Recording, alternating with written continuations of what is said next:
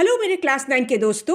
लोकतांत्रिक राजनीति political science के 4 वीडियोस तो हम ऑलरेडी बना चुके हैं। ये आपका 5th वीडियो, जिससे आपका सिलेबस कंप्लीट हो जाएगा। तो चलो, डेमोक्रेटिक राइट्स या लोकतांत्रिक अधिकार।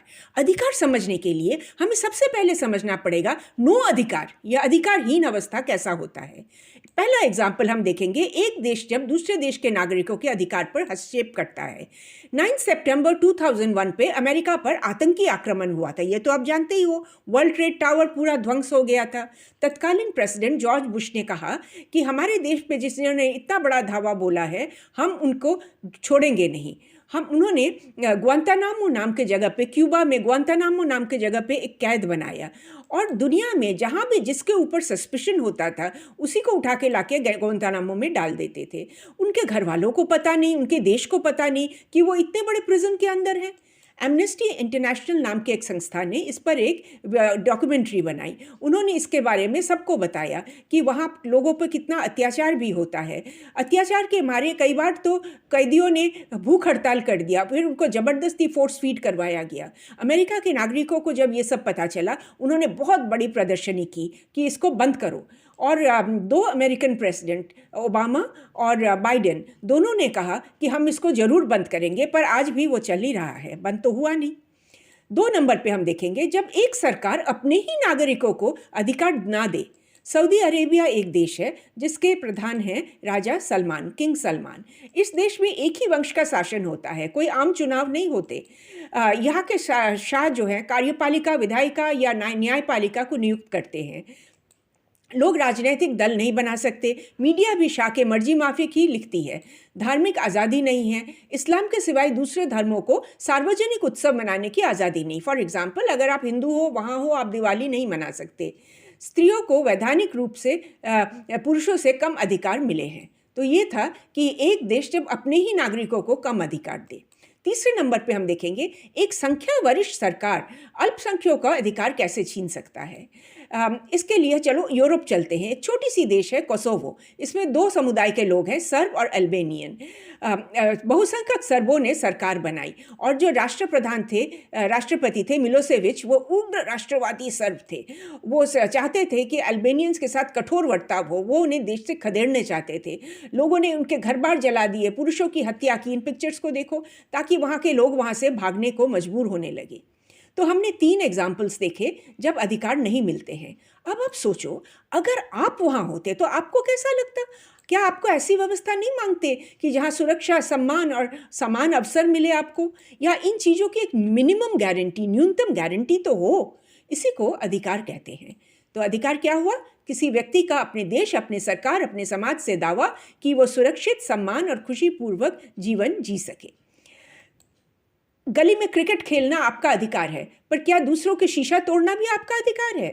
म्यूजिक सुनना, गाना बजाना, नाचना आपका अधिकार है, पर दूसरों को परेशान करके करना, क्या ये भी आपका अधिकार है? अधिकार बनने के लिए दावे को सामाजिक स्वीकृति मिलना जरूरी है, और जब अधिकार को लिखित पढ़त में लाया जाता है तो उसे बहुत ताकत मिल जाती है।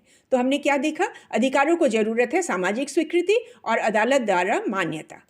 भारत के संविधान में 5 प्रधान अधिकार, वैसे तो बहुत सारे अधिकार दिए गए हैं, पर हम 5 प्रधान अधिकारों के बारे में बात करेंगे। नंबर 1, समानता का अधिकार। मतलब सब भारतीयों पर कानून समान भाव से लागू होता है, चाहे वह प्रधानमंत्री हो या चाहे वो मजदूर हो। सरकार धर्म, जाति, लिंग, समुदाय और जन्मस्थल के आधार पर भेदभाव नहीं कर सकती। सार्वजनिक स्थान के व्यवहार से किसी को वंचित नहीं किया जा सकता। पार्क में कोई भी जा सकता है, मॉल में कोई भी, सिनेमा हॉल, कैफेटेरिया कोई भी जा सकता है। हर तरह का छुआछूत अवैध है। फिर भी आज भी देश के किसी कोने में देखा जाता है दलित बच्चों को अलग बिठाया जाता है, और इनको देखो किस तरह से इनको भोजन दिया गया है। ये बहुत ही गलत बात है। चौथे नंबर पर हम देखेंगे, सरकार के किसी पद पर नियुक्ति या रोजगार के लिए सभी देशवासियों का समान अवसर है। तो आप सोच रहे होंगे, तो फिर आरक्षण की क्या ज़रूरत है? कब हम कहते हैं ना, पिछले वर्गों के लिए आरक्षित सीट्स हैं, आरक्षित जगह है। इसको ऐसे समझो कि क्लास में अगर कोई बच्चा थोड़ा पीछे है तो टीचर उसको एक्स्ट्रा क्लासेस देती है इक्वल बनाने के लिए, आगे लाने के लिए। आरक्षण को बिल्कुल इसी तरह से पिछड़े वर्गों को आगे लाने का प्रयास है, ताकि वो सबके साथ अवसर प्राप्त कर सके और फल ले सके। हमारा सेकंड अधिकार जो हम देखेंगे वो है स्वतंत्रता का अधिकार। स्वतंत्रता यानी कि हमारे मामलों में किसी का दखल न होना, न सरकार का न व्यक्तियों का। तो अगर हम कहें कि मुझे किसी को मारना है और मारते मारते हम उसे ख़त्म ही कर डालें, तो ये भी अधिकार है क्या? तो इसी के लिए संविधान में स्वतंत्रता की व्याख्या भी की गई है, डिस्क्रिप्शन दी गई है।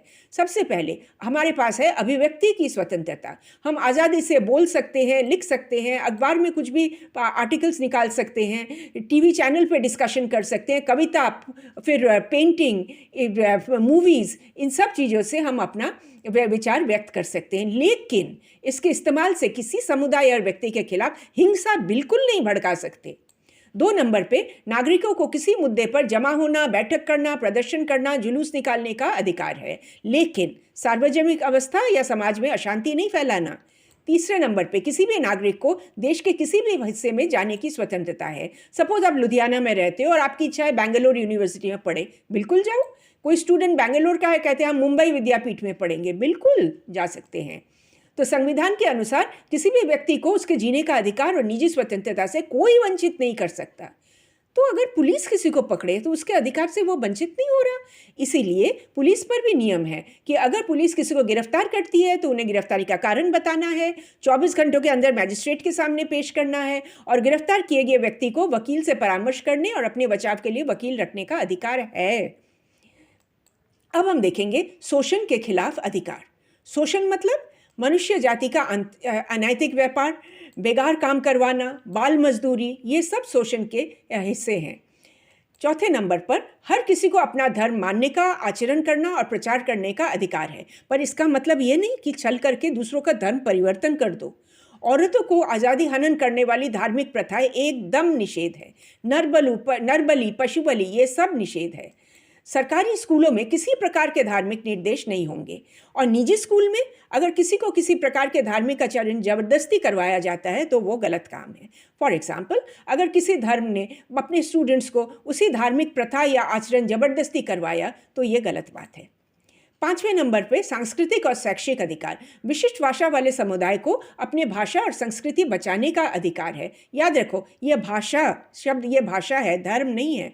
तो सरकारी या सरकारी अनुदान से चलने वाले शैक्षिक संस्थान में भाषा या धर्म के आधार पर दाखिला लेने से रोका नहीं जा सकता, और सभी भाषा अल्पसंख्यकों को अपने पसंद के शैक्षिक संस्था चलाने का अधिकार है।